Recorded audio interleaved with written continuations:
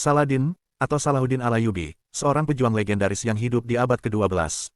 Saladin lahir pada tahun 1137 di kota Tikrit, Irak. Sejak kecil, ia tumbuh dalam lingkungan yang penuh dengan taktik perang. Pada tahun 1187, Saladin melakukan sesuatu yang luar biasa. Dia berhasil merebut kembali kota suci Yerusalem dari tentara salib. Bukannya menghancurkan atau membalas dendam, Saladin menunjukkan sifat yang jarang terlihat di masa perang. Ia memperlakukan semua penduduk dengan penuh hormat, membebaskan banyak tahanan tanpa meminta tebusan, dan bahkan memberikan bantuan medis kepada musuhnya. Richard de Lionheart adalah lawan Saladin dalam Perang Salib ketiga. Namun, di tengah perang, mereka saling menghormati. Ada kisah menarik di mana Saladin mengirimkan dokter pribadinya untuk merawat Richard yang sakit. Bayangkan, di tengah peperangan, dua pemimpin besar menunjukkan kemanusiaan satu sama lain. Saladin meninggal pada tahun 1193 di Damaskus, tapi dia adalah contoh dari seorang pemimpin yang tidak hanya kuat dan berani, tetapi juga bijaksana. Richard de Lionheart adalah salah satu raja paling terkenal dalam sejarah Inggris. Ia lahir pada tanggal 8 September tahun 1157 dan menjadi raja pada tahun 1189. Richard dikenal karena keberaniannya dalam pertempuran, yang memberinya julukan Lionheart atau Singa Hati. Salah satu pencapaian terbesar Richard adalah partisipasinya dalam Perang Salib ketiga, di mana ia memimpin pasukan Kristen untuk merebut kembali Yerusalem dari kekuasaan Muslim.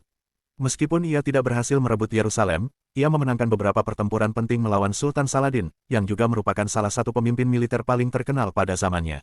Selain keberanian dan kepemimpinannya di medan perang, Richard juga dikenal karena sifatnya yang karismatik dan kepemimpinannya yang tegas.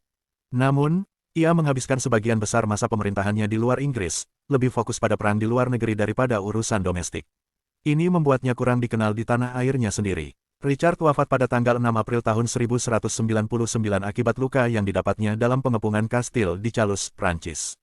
Algojo terkenal dari Perancis. Jean-Baptiste Sanson adalah algojo legendaris dari Perancis, bagian dari dinasti Sanson yang melayani selama lebih dari 150 tahun.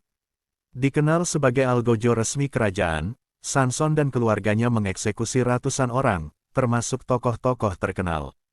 Pada usia 19 tahun, Jean-Baptiste mengambil alih tugas ayahnya sebagai algojo. Puncak karirnya datang selama Revolusi Perancis, ketika eksekusi publik menjadi tontonan yang mengerikan tapi menarik. Bersama putranya, Charles Henry Sanson, mereka mengoperasikan guillotine, alat yang dirancang untuk eksekusi cepat dan manusiawi. Di antara korban paling terkenal adalah Raja Louis XVI dan Ratu Marie Antoinette. Ribuan orang berkumpul untuk menyaksikan eksekusi ini, menjadikan Sanson dan guillotine sebagai simbol revolusi. Meskipun dihormati sebagai pelaksana hukum, keluarga Sanson juga menghadapi stigma sosial dan dikucilkan. Mereka dianggap sebagai tangan kekerasan negara, terjebak dalam dilema moral antara tugas dan kemanusiaan. Fakta menarik. Jean-Baptiste adalah bagian dari 7 generasi algojo dalam keluarganya. Guillotine dipandang sebagai cara eksekusi yang lebih cepat dan minim penderitaan.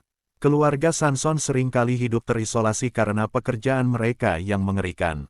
Kisah Jean-Baptiste Sanson adalah potret dramatis tentang kekuasaan, keadilan, dan kekejaman yang terbungkus dalam sejarah Perancis. Kali ini kita akan membahas tentang salah satu tokoh paling menarik dalam sejarah Tiongkok, Qin Shi Huang. Dia adalah kaisar pertama Tiongkok yang menyatukan negara itu lebih dari 2000 tahun yang lalu. Bayangkan ini, Qin Shi Huang naik tahta pada usia 13 tahun. Dia tidak hanya berhasil menyatukan 7 kerajaan yang berperang, tetapi juga memulai proyek-proyek besar seperti pembangunan tembok besar Tiongkok untuk melindungi negaranya dari serangan musuh.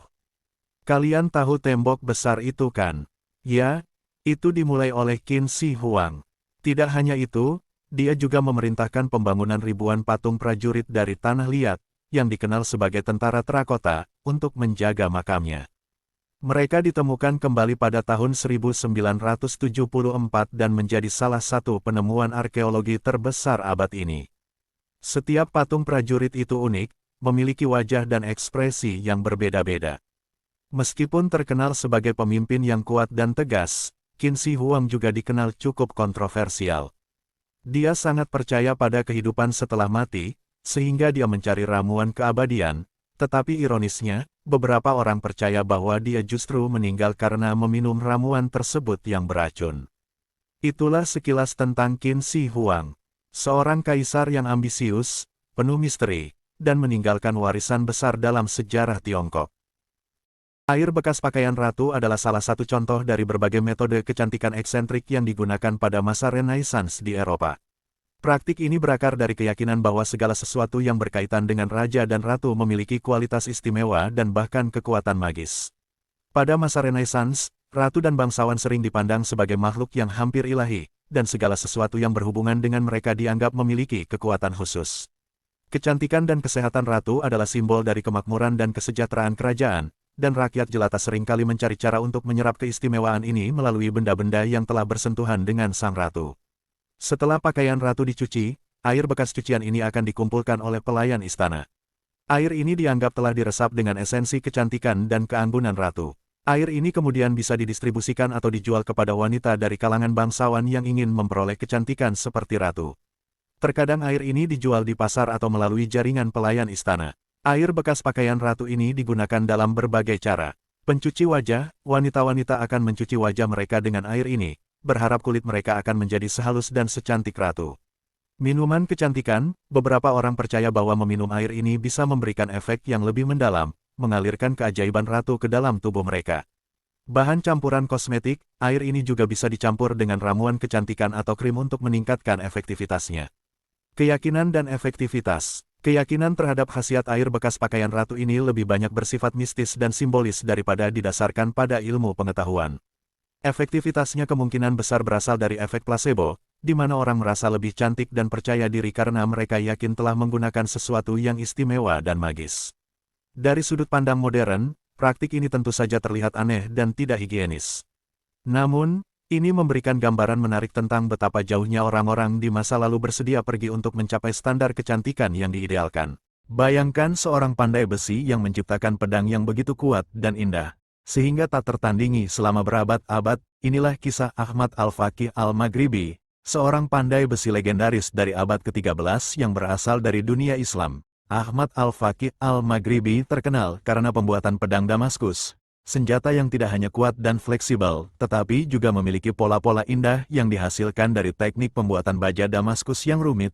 Bahkan para pengrajin modern sekarang pun tak mampu mereplika secara sempurna. Setiap pedang yang ia ciptakan adalah mahakarya, menggabungkan keahlian teknis dan seni yang luar biasa, dengan reputasi yang menggetarkan dan karya-karyanya yang masih dikagumi hingga kini. Ahmad Al-Faqih Al-Maghribi bukan hanya seorang pandai besi, tetapi seorang seniman sejati dalam dunia senjata. Kisahnya adalah bukti nyata bahwa kombinasi antara keterampilan, dedikasi, dan seni dapat menciptakan warisan yang abadi.